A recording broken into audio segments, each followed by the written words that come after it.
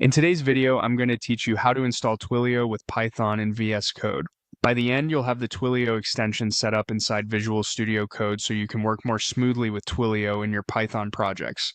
This is quick and beginner-friendly, and I'll explain what you're seeing so nothing feels mysterious.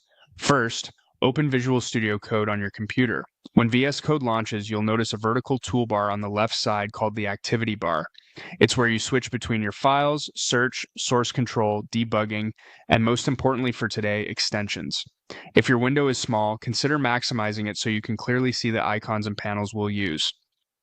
Next, head to the extensions view on the left. It looks like a square icon made of 4 smaller squares. Clicking it opens a panel where you can find and manage everything that enhances VS Code. This is the central place for discovering tools that streamline your setup, add code snippets, provide IntelliSense, and integrate services like Twilio. If you prefer keyboard shortcuts, you can open the extensions view that way too, but clicking the icon keeps things simple and visual. In the extension search bar at the top of that panel, type the word Twilio. VS Code will instantly filter the results.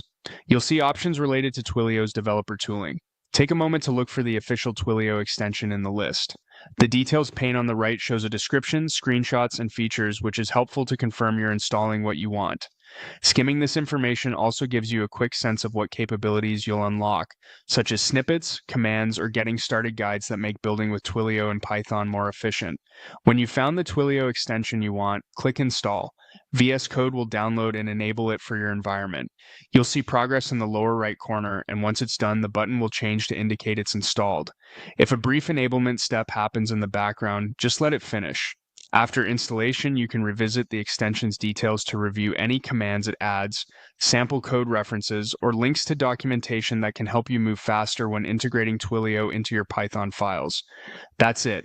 You opened VS Code, went to the extensions view, searched for Twilio, and installed the extension.